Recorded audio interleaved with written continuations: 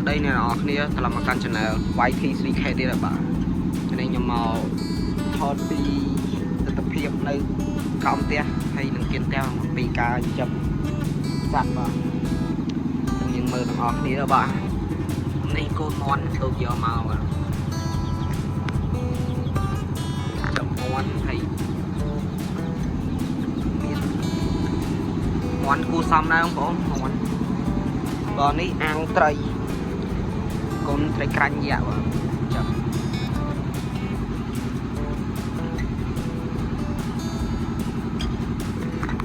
នេះបងមើលទៅខ្ញុំថតឲ្យចិត្តឲ្យមកគូសំដែរ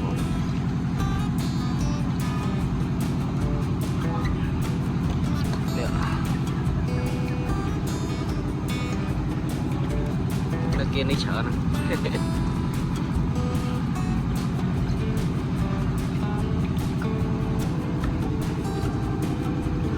ើយឯត្រង់មន់មួយទៀតបងប្អូន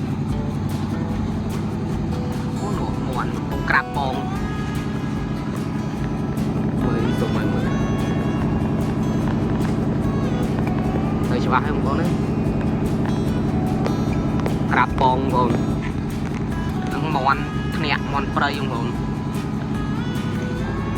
នេះគឺទស្សនភាពនៅខាងពៀនផ្ទះមើលបើកនេះមើលសុំតោការរំខានសលេងសិនបងប្អូន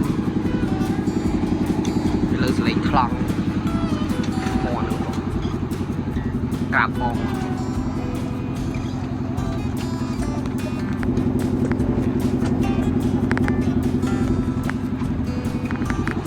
អញ្ចឹងវីដេអូរបស់ខ្ញុំគឺមានតែប៉ុណ្្នឹងទេបាទជួបគ្នាវីដេអូក្រោយ